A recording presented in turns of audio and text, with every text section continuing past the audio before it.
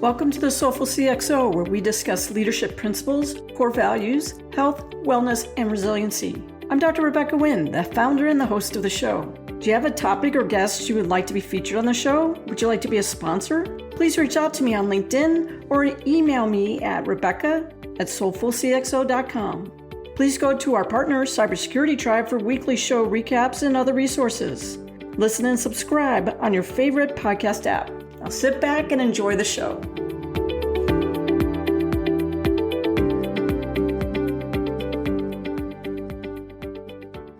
Welcome to the Soulful CXO. I am your host, Dr. Rebecca Wynn. We are pleased to have with us Avani Desai with us today. Avani is partner and president of Shellman Company, the largest niche CPA firm in the world that focuses on technology and security assessments. She focuses on growth strategies, strategic client and market development, industry analysis, and new services.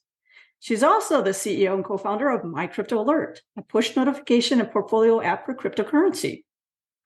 She started her career working at the Big Four accounting firm, KPMG, for over 10 years, where she led a team and oversaw IT risk management and privacy across national service lines.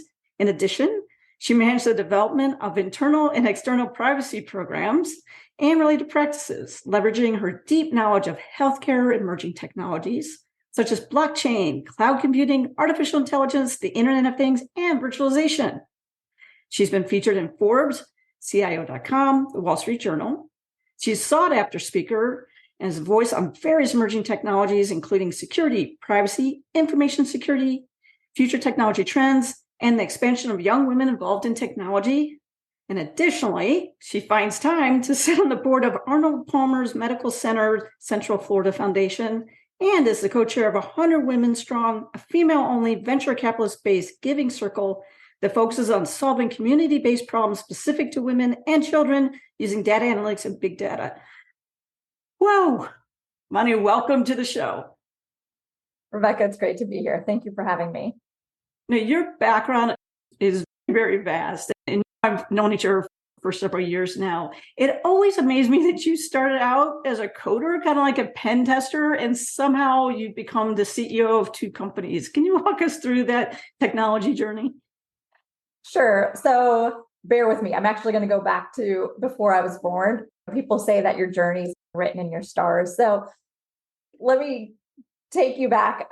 So my parents were both born in India in the 1940s, and both my maternal and paternal grandparents really believed in education, and they always thought that was the ticket to your success, which was then passed on to my parents. So my mother's parents were very progressive.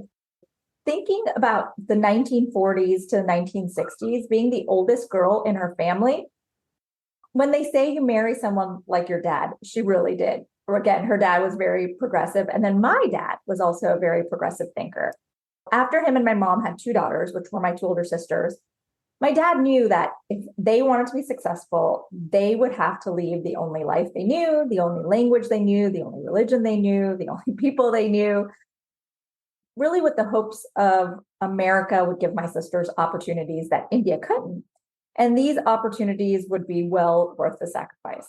And I think to myself, can you imagine that? I have 3 kids now. Could I do that? But the more I hear about this from so many people, this is the immigrant story. My story isn't unique. You'll hear the story multiple times from multiple countries, from first generation, second generation is here. So my mom and dad came to the States.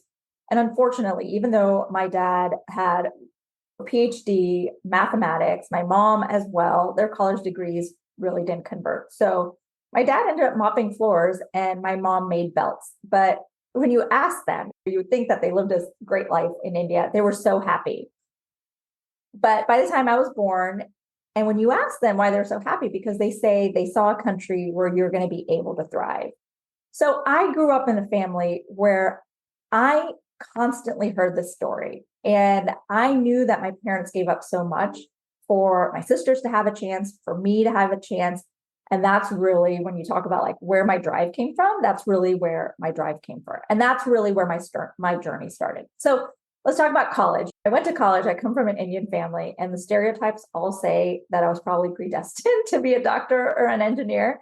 And it's true, like I've always really enjoyed tinkering at a young age. And when I got into college, I was so intrigued how technology was intersecting in business and coding. Like I loved coding. So I ended up going into computer science, and I really enjoyed the aspect of breaking things and trying to look at vulnerability assessments. But even during that, I realized my real love was information security. So from there, I segued into working for an accounting firm. And honestly, like if I could think about like, is this how I predicted my life? It wasn't.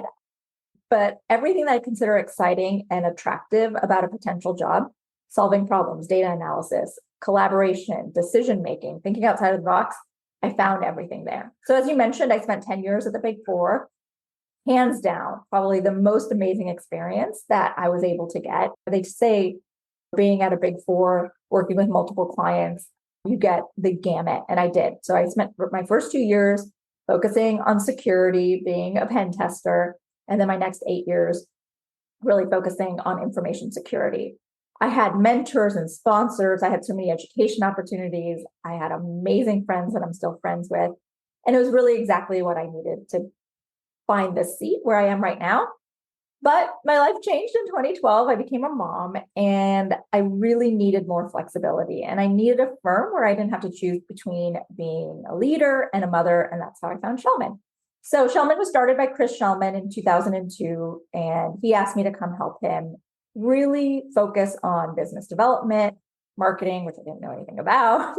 But I knew the space and I knew what clients wanted and I knew how to increase brand, right? So through the years, I ended up taking a bit off Chris's plate. First, I focused on taking over service delivery.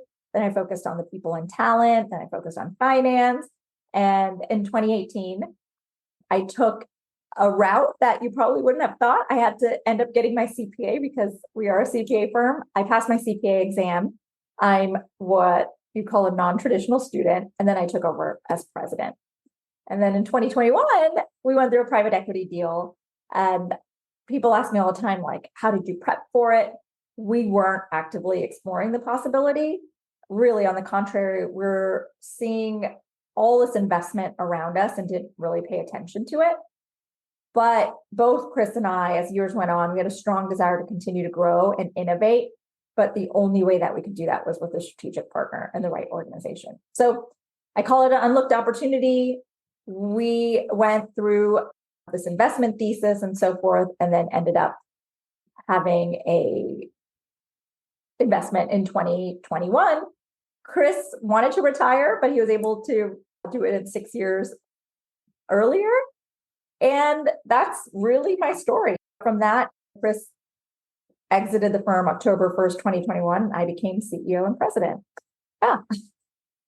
Yeah, and for the audience, if you don't know, she also has her CISP and RIC and a bunch of other alphabet behind it, and she really can apply it.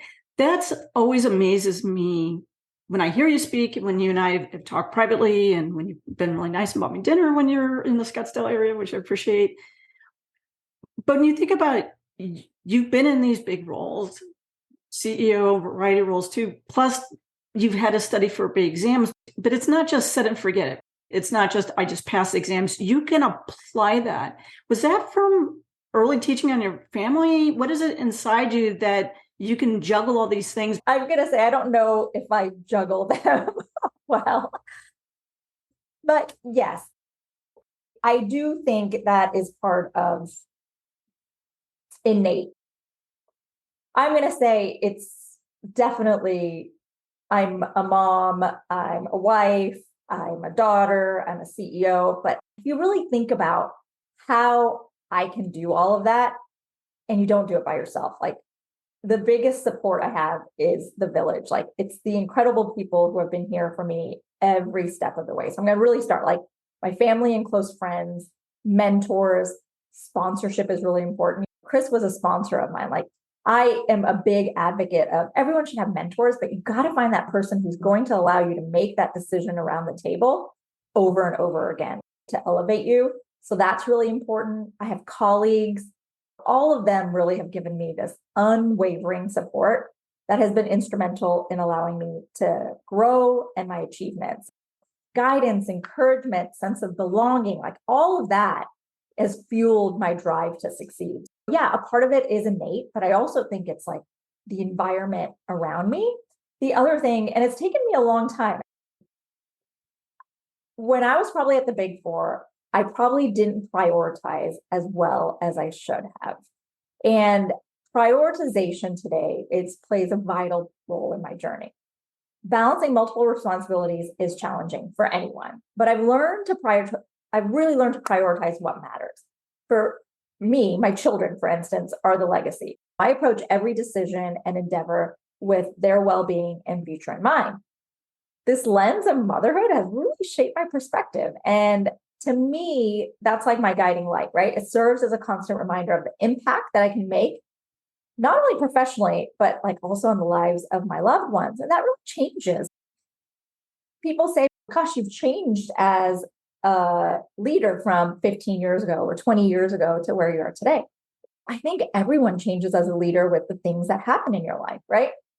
I also think maintaining a strong sense of purpose and passion also has to be key. And I've mentored so many women who say, gosh, this isn't what I want to do, but it pays the bills and it's good for now. No, like you have to be deeply passionate about what you do. And for me, that passion drives me to overcome obstacles, enjoy what I want to do, continually strive for excellence. It's like you need something to fuel your determination to create positive change. And if you don't have that fuel, you're not going to want to leave a lasting impact and you're not going to want to build a better future for that next generation. And so it might just be better for you to step away. And I've done that many times within my 21-year journey is I've had to step away for things that were safe and go to things that like I have to really find that passion that I really enjoy, really love. The other thing is like the importance of continuously growing for personal development. You have to be selfish. Like you can't stay stagnant in any career because you want to embrace new opportunities. You want to continue learning. You want to continue having some new skills. We're in like this rapidly evolving landscape. You've got to continue to learn, but also you have to remain curious. You have to be open to learning. You have to be committed. And all of that like really plays into my love for this. And I'm going to go a little bit on a tangent. Another sense of passion for me is I'm one of only a few women who lead an accounting firm. And I'm actually the only woman of color who leads a top 100 accounting firm. So I recognize that I have this unique opportunity, and I'm going to say a responsibility as well that comes with my position. And it's not always easy, but I think by doing what I'm doing, I'm making hopefully a significant difference. Like trailblazing in a male dominant field means that I have a chance to challenge the stereotype, right? You can call it break barriers, but really it's not even that. It's just inspiring others. Like growing up, when I went to school in computer science, I was one of maybe 4 women in a class of 70. If you can't see people like you may not always know what that next step is going to be. So like I think it's really important for all of us to embrace the vulnerability that comes with being a pioneer.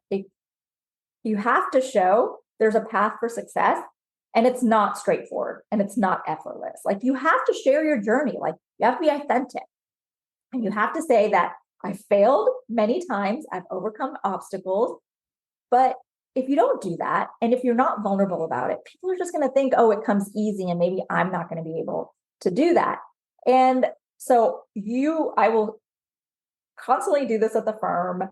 I will tell anyone who asks me, like, the road is challenging, but I believe these challenges provide me a valuable opportunity for growing, resilience, ultimately, hopefully making an impact. But it is not easy, and you have to be vulnerable to tell people that it isn't easy. And I make an effort to do that because I think it's an obligation that women, especially in tech and accounting and consulting have to do.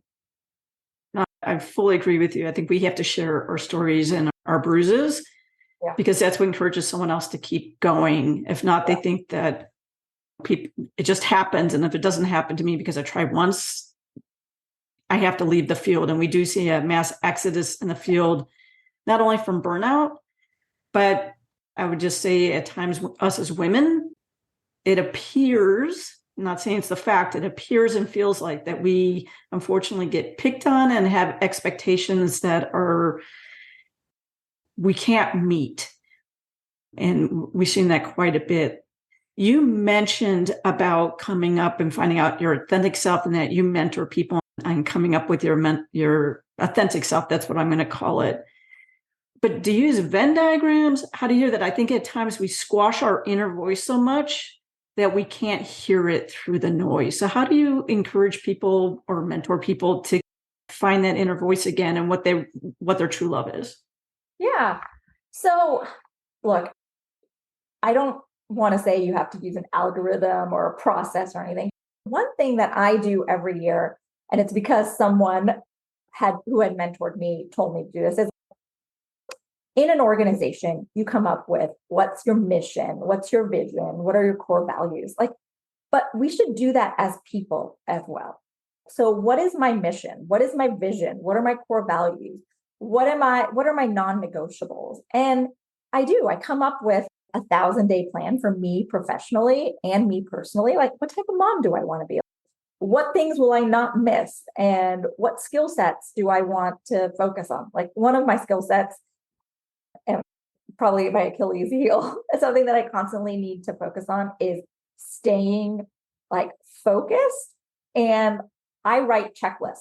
I always have a checklist because I forget things, and I'm so strategic and big picture thinking, but there's so many things that I have to do on a tactical perspective. And so that is for the last 3 years, that has probably been one of the things that I have to continue to work on is how can I get better when it comes from finishing things, getting things done, moving on without getting so distracted by what's going on in the world. But I think that's really important, sitting down, having some introspection and saying, what type of person do I want to be? And it's going to change. And you have to make sure it changes. You have to reinvent yourself every 5 years, especially where we are in technology, where technology is outpacing humans. We have to reinvent ourselves. But if you don't consciously sit down and think about it and write out, this is what I want my life to look like. And for the next year, short-term plans, the next 60 days, 90 days, long-term plans, 5 years, 6 years. And you have to be present to do that. And you have to think it through. And that really changed the way that I thought about my future. And it wasn't okay, what's tomorrow going to bring? I was thoughtful about what I would say yes to. And it's okay to say no. I was thoughtful about what boards I was going to join. Was I going to say yes? Was I not going to? If it didn't fit with my vision, my mission, and my core values, I wasn't going to do it. And it's okay to say no. And I think a lot of women, including myself, we always feel like we have to say yes and yes. And I heard this once and I used it as my purpose for 2021 was no is a complete sentence, in all aspects of my life. And you have to go through that. And then you realize that what's my passion? What do I want to work towards? And I think it's really important for all people to sit down every year and think of what your mission, your vision, your values, your core values, your purpose is going to be. You'd spoken earlier about there's a difference between a mentor and a sponsor. And I've had a lot of mentors in my life, to be honest, but I haven't had those golden sponsors. And I don't think I'm the only one out there. And I think that's part of the struggle is we have mentors who are great people, and I mentor the people too. But sometimes to get to that next level or get to where you really want to make a bigger ripple effect in the world, which is how I am, I always want to make a bigger ripple effect in the world. Did you stumble on your sponsors? Do you seek them out? How do we get aligned with that? It's hard. For me, I did stumble across maybe a little luck, maybe a bit of luck, a bit of performance, a bit of branding. I don't know. But where I think you and I mean, we have to be sponsors for women, for men, for people within our organization. So let me talk a little bit about that. Mentors are wonderful. Like I've had mentors who I could pick up the phone and call and say, I'm having a hard time with motherhood and trying to climb the corporate ladder. Or I can pick up a mentor and pick up a phone and say, I have this new service line, how have you done it at your organization? So you can have mentors within your organization, outside, within your industry, outside, men, women. You should have like multiple mentors that will give you different facets of your life. I think that's really important. And you should never think that's not important. You have to continue to do that early in your career all the way to today. I probably have 3 really great mentors right now within my life, and they're very different, but they also fill a very different cup within my life as well. Then sponsors. This is, I think, as equally important, but probably more important when you want to get to a C level or an executive level, right? It's someone within your organization, as I mentioned before, who is going to take you around the table and trust you to make decisions and go to bat for you and will tell the naysayers, because there's going to be naysayers, that she's going to be the one making the decision and I've put her in a position of power, right? Oh my gosh, it is very hard to find sponsors, right? You got to go seek them out. You got to find that person who like has a lot of trust and confidence in you. And yeah, it is very difficult. But I think more and more people in your position, my position, have to be that sponsor for multiple people in the organization. And I've done that. We just had a woman become partner at our organization in January.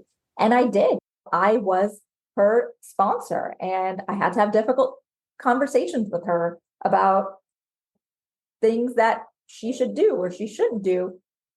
But you have to be very transparent. You have to have like radical transparency, give feedback. And you got to say, to get to this next level, and you have to invest a lot of time and a lot of energy. You have to let them make mistakes. You got to let them fail and be okay with it. And it's hard. It's really hard to find that. And I think if you're at a right organization, then you're going to find it. And I think for me, when I came over to Schaumann, a lot of it was because I had a sponsor who probably had more faith and trust in me than I had in myself. Yeah, that's one thing. A great point when you bring that up, because I was thinking about the CIOs and CTOs and CISOs, especially CISO CIOs. I've seen that they busted their butt in the different roles that they had. And it's like, no matter how much time and effort and non-sleeping, I could never get a good enough win. And when I've done those deep dives, consistently listening through those conversations, is they got hired, but they weren't sponsored. Yeah. And then you lost from the very beginning when that happens. I would have to ask you, because you are a CPA firm and we talk about AI quite a bit, and we talk about risk, and we talk about what's going to be happening with PCI and things along those lines. And I talk quite a bit about people and all the riders that's coming on for the business continuity and liability insurance. And it's not set and forget it. What do you see in your world that's coming down the pipe that people should be really aware of and preparing for along the AI and the content management? And I know NIST version 5 covers it slightly, but it's a big area that's coming down the pipe. Yeah. So I came across a statement that really caught my attention. It said something like this, like, either embrace AI or go out of business. So I know that sounds extreme, but it really highlights the transformative impact of AI in today's fast-paced and competitive landscape. I am a huge believer in the potential of AI. I definitely think it's a game changer that can revolutionize how organizations operate and thrive. I'm also in compliance, right? So the key really lies in striking the right balance between innovation, anything. This isn't just AI. I can talk about, you can put anything you want in there. You can put blockchain in there, right? No, it's between innovation and responsibility. So AI, let's talk about that. We've heard it can help streamline processes, automate repetitive tasks, allow people and enable them to make data-driven decision making, efficiency, productivity. We've heard it all. And I tell inside my organization, I recently talked to our chief product and technology officer, and I was like, gosh, we have to have AI algorithms, right?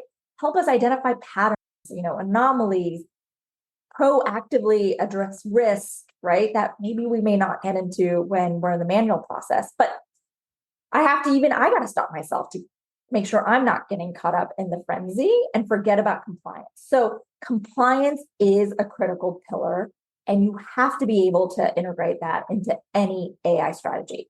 So I think it's not a choice between embracing AI or compliance. What's the best way? And maybe it's about embracing AI while upholding compliance standards, right? And so organizations have to consider ethical implications, data privacy, the security concerns. And so organizations have to adopt a proactive approach. You have to invest in a robust governance framework. You have to implement transparent and explainable AI models. You got to prioritize data privacy and protection. And you have to really collaborate with compliance experts and stay abreast of the evolving regulations that are going to be vital. And you're right. Unfortunately, I feel like technology outpaces regulations and outpaces compliance frameworks. But I'm going to put in a plug. You have to get security assessments to build trust with your clients, right?